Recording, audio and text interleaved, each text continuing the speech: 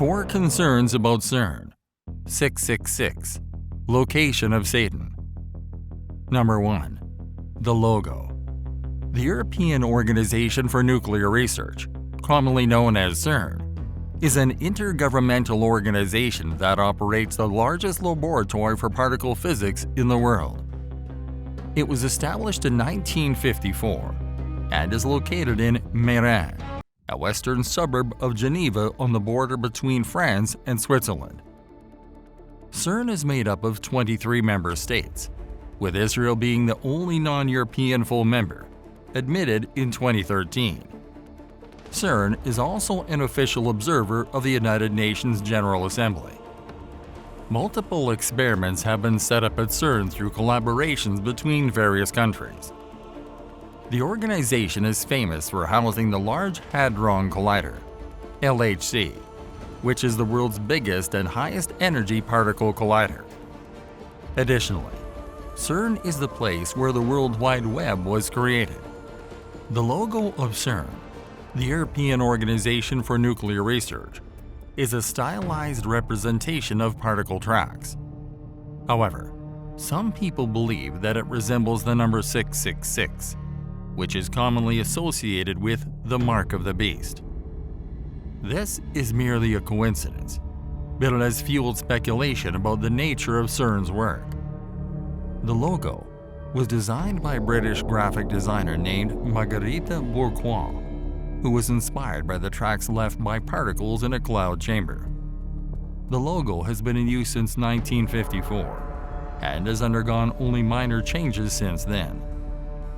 This has led many to make a connection between CERN and the Antichrist. Throughout history, showmen have amazed audiences with elaborate hoaxes. These showmen didn't see their shows as deceptive because they believed that their audiences were willing participants in the spectacle. However, during the period of the tribulation, a new showman will emerge who will surpass all previous performers.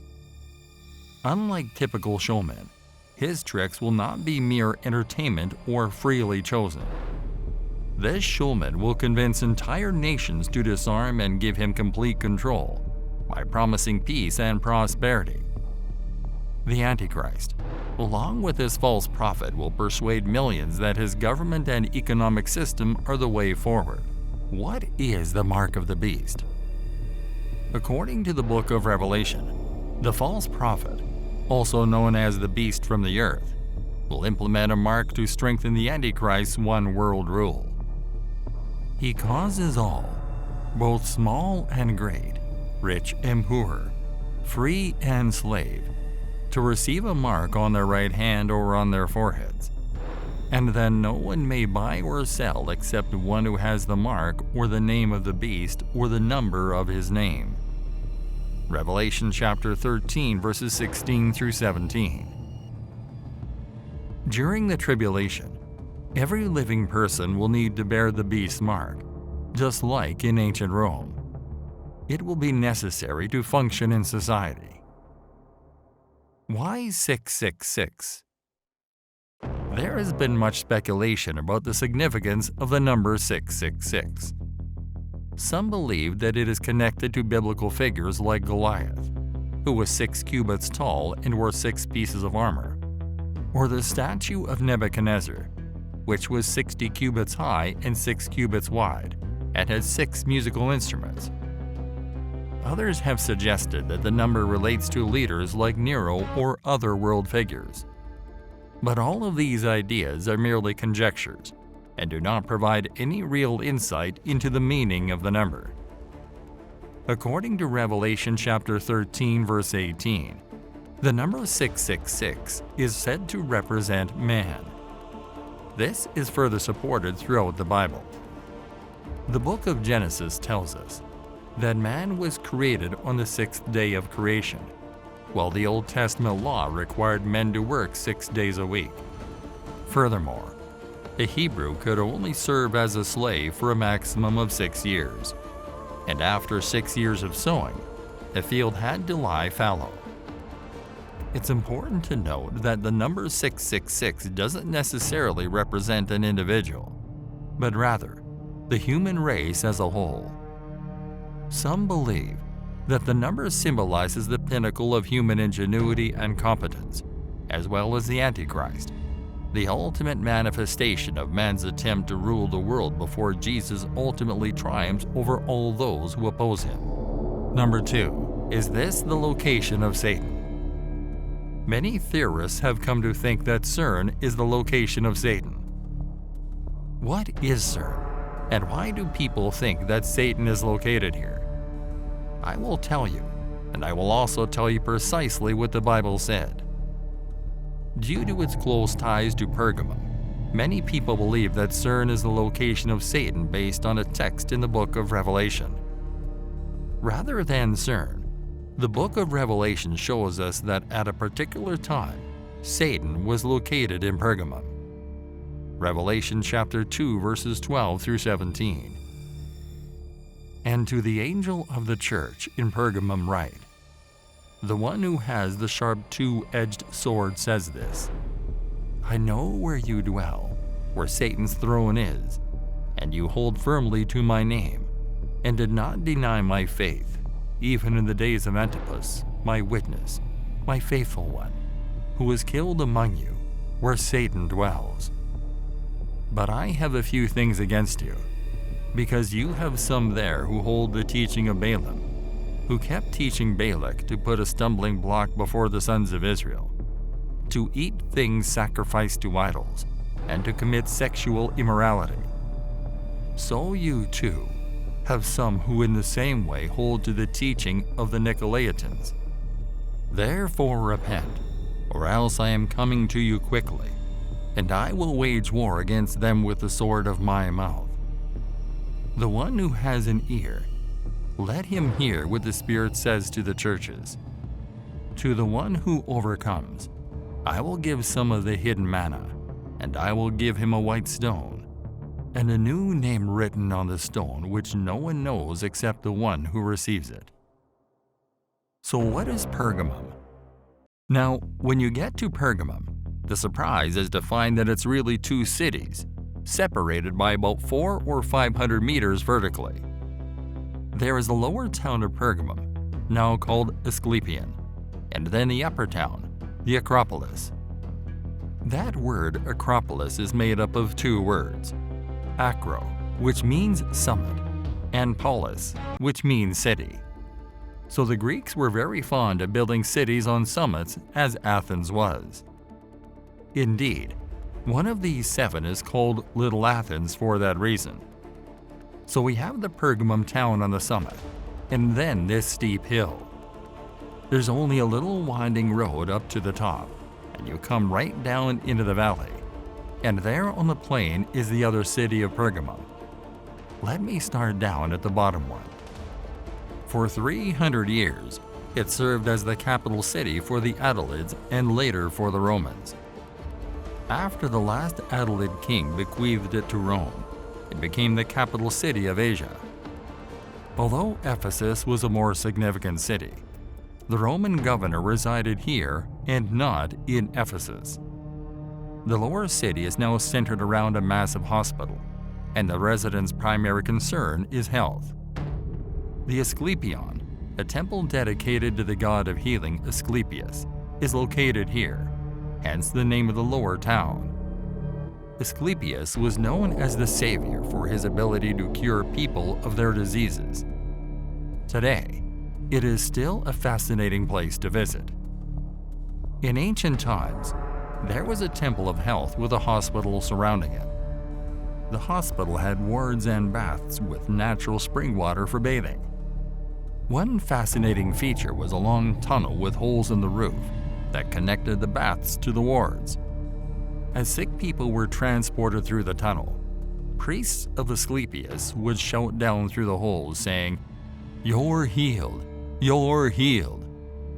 This voice coming from the hole would give them hope and assurance. The symbol of Asclepion, the god of healing, was a serpent, which is still used on the Royal Army Medical Corps badge to this day. As you walk around the lower town, you can feel the towering presence of the Acropolis, which is far more impressive than Edinburgh Castle, It's a sheer mountain covered with ruins on the top, some of which are spectacular. The top is what we are concerned about. On top of the hill, there are 3 temples. 4 in total, 3 of which are dedicated to Greek gods and 1 to a Roman emperor. The 3 Greek gods are Athena, Dionysus, the god of wine, and the surrounding area is full of vineyards, and Zeus, who is considered the most important among them. The temple of Zeus was the most magnificent among all the other temples. While the others were quite small, the temple of Zeus measured 90 feet square and 20 feet high atop its base. It had a podium, which was like a base with steps up the front. I can show you a picture of it in a moment. On the steep hillside, there is a theater that is located on a steep slope. However, once you reach the top, you can find several temples. The second largest library in the world was also situated here, with the first one being Alexandria University.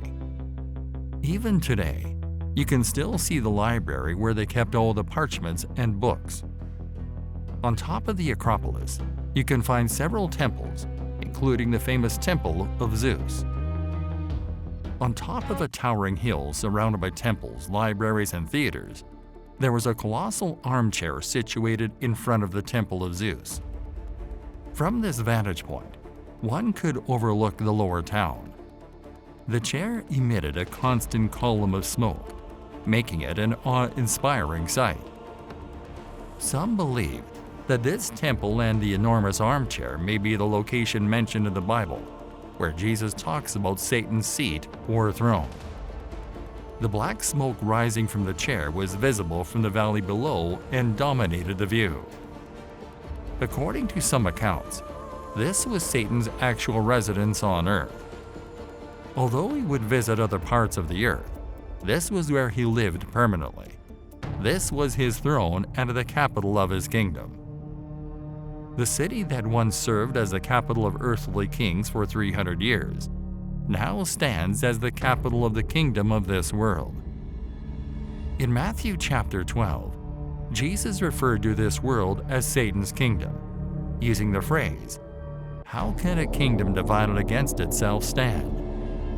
He spoke of Satan as the ruler, prince, and god of this world. As you look up at the towering Acropolis, you may feel a certain level of unease.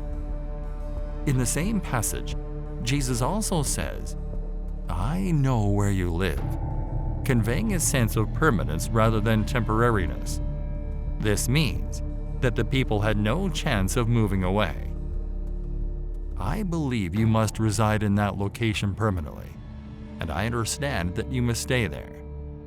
However, he does not allow any wrongdoing in the church to be excused because of that. This is quite remarkable. Jesus is compassionate, but he does not ignore what is wrong. He is firm and understanding of the challenges we face, but he does not condone compromise. There is a beautiful balance in this approach. While Satan has agents everywhere, he is not omnipresent and can only be in one place at a time. This was his chosen location, a high place. Number 3. There is a statue of Shiva at CERN. Now picture this powerful research center, and right at the entrance, a giant statue of the Hindu god Shiva. But why? Why is there a statue of Shiva outside CERN? Shiva is one of the main gods in Hinduism. He represents both destruction and transformation. Shiva performs a cosmic dance called Nataraja, which symbolizes the cycle of creation and destruction in the universe. His dance is said to keep the universe going, destroying old things to make room for new ones. CERN scientists say the Shiva statue represents the dance of particles colliding and transforming, just like Shiva's cosmic dance. But for Christians, there may be deeper concerns here. In 2004, the Indian government gifted this statue to CERN, acknowledging India's contributions to science and showing a connection between Eastern spirituality and Western science. The plaque reads, Ananda Tandava, meaning the dance of bliss, symbolizing the forces that keep the universe in motion. But here's the question. Why choose a god of destruction for a place that's unlocking the secrets of creation? As Christians, we believe in a creator God, one who lovingly made the heavens and the earth. And that's where some concerns start to arise. Some people see the Shiva statue as just a cultural gesture, but many Christians see deeper concerns. Could the symbolism behind Shiva mean something more? Shiva is a god of destruction. Shiva represents destruction, and CERN scientists say they're breaking apart particles to learn about creation. But as Christians, we believe only God has the power to create and destroy the universe. Some scientists at CERN talk about their work with terms like creation and destruction. These words carry heavy spiritual meanings, especially for Christians who believe in God as the creator. With all of the experiments at CERN, some Christians worry about the unknown risks. Could we be unlocking forces that only God should have control over? CERN is a place of science, not spirituality. Yet there is a statue of a God with strong spiritual significance. As Christians, this raises questions about the mix of science and spiritual symbols. As Christians, we have to think carefully about how we approach symbols, especially ones from other religions. In Exodus chapter 20 verse 3, God says, "You shall have no other gods before me." By placing a statue of Shiva, CERN may unintentionally be placing another god where only God belongs.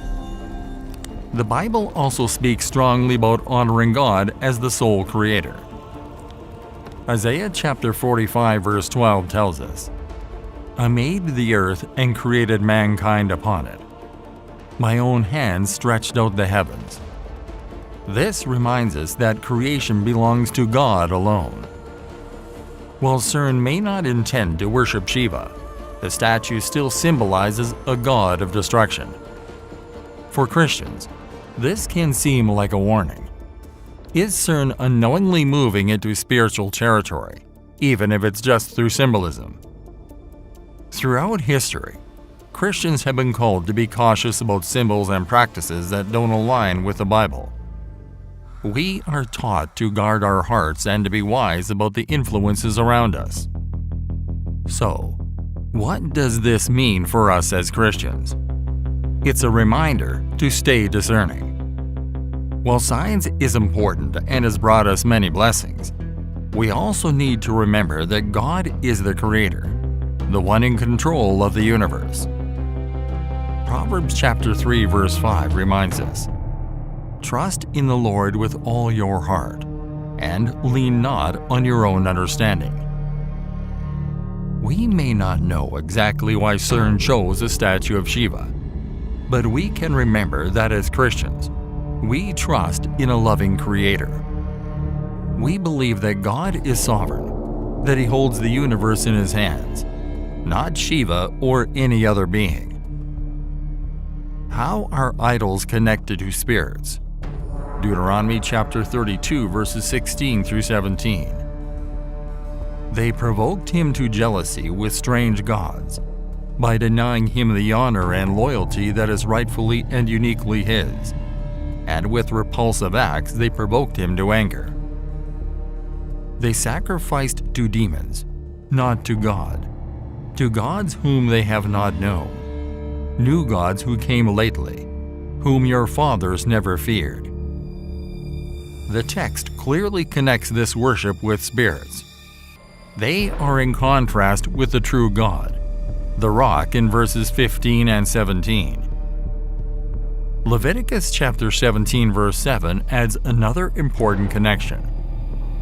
A desire for supernatural contact with the spirit world often draws people towards powers apart from those offered by God, through a relationship with Jesus Christ and His Holy Spirit.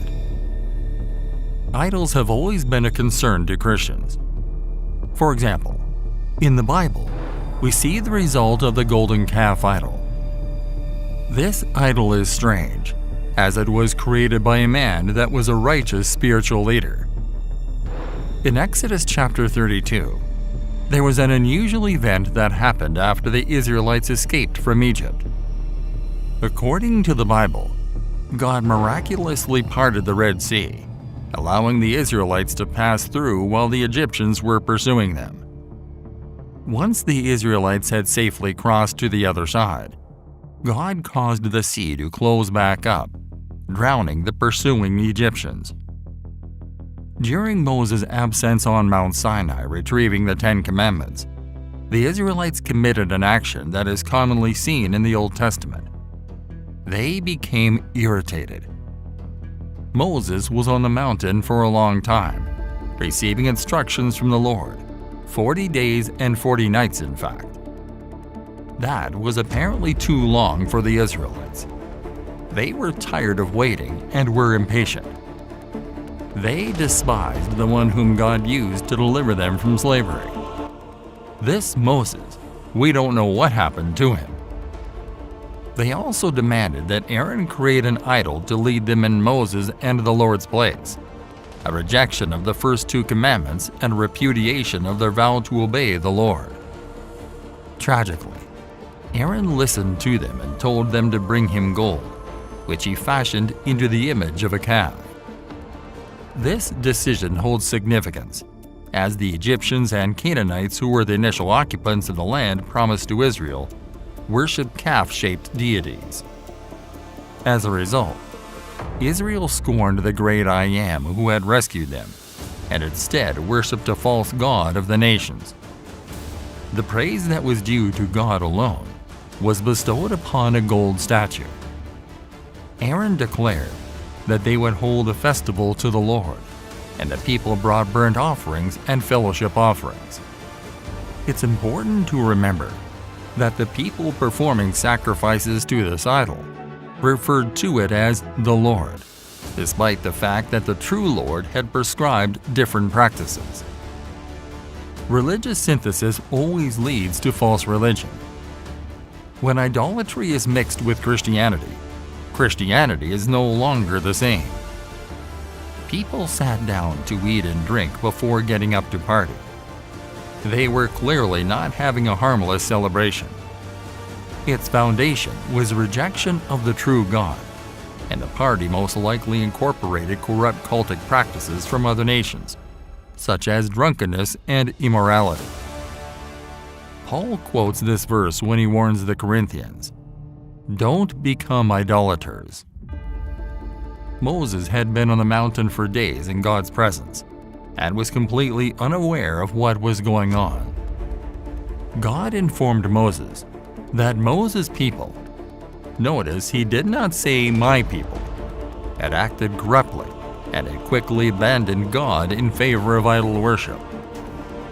The Lord declared that they were a stiff-necked people who would be destroyed. After all, he would be able to turn Moses into a great nation instead. Moses didn't want to become the patriarch of a new nation without the Israelites. Instead, he pleaded with God to spare them from destruction. He didn't make the appeal based on their worthiness, but on God's reputation and character. Moses descended the mountain, carrying the 2 tablets inscribed with God's writing. While Joshua was on the mountain with Moses, he heard commotion coming from the Israelite camp and mistakenly thought an enemy invasion caused it. But Moses was wiser. Moses was filled with anger when he witnessed the people dancing around the calf. This led him to break the tablets in disappointment, as Israel had broken the covenant made by God with them in a short span of time.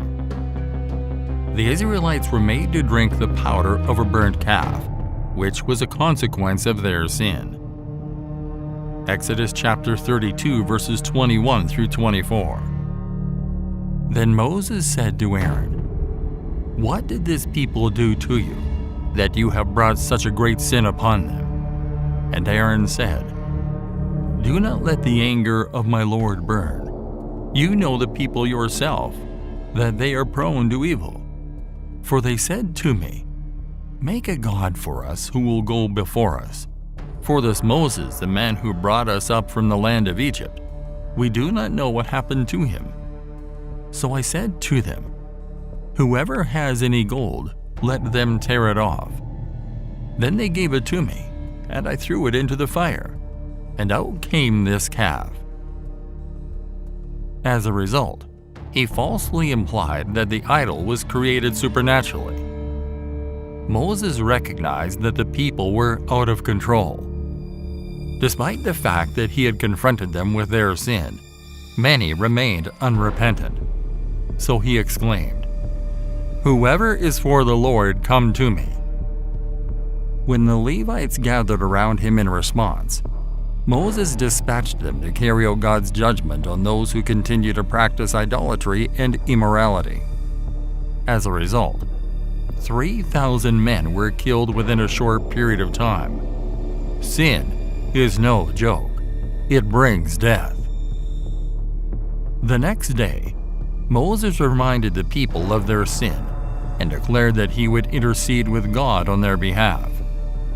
This is followed by another remarkable example of intercessory prayer in the Bible.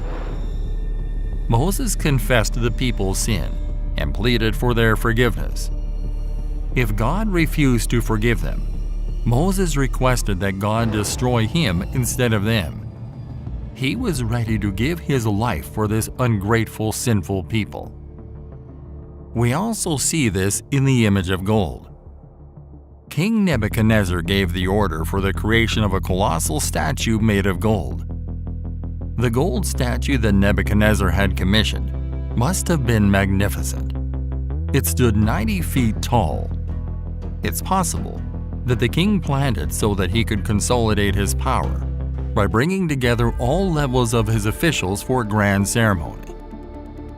These rulers were to attend the dedication of the statue erected by King Nebuchadnezzar and fall face down in worship of it.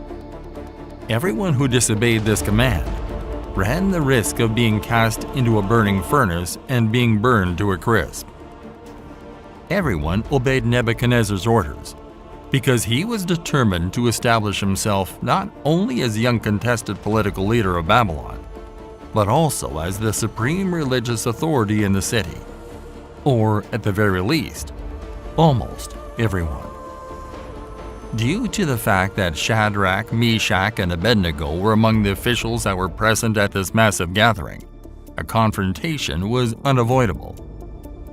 3 of the men in the room did not bow down, even though everyone else in the room did. Many people cannot imagine that social pressure. It was not an easy fit. When Nebuchadnezzar found out about the situation, he immediately flew into a rage. It's surprising that he gave the accused a chance to respond to the charges leveled against them. That he did may indicate his regard for them.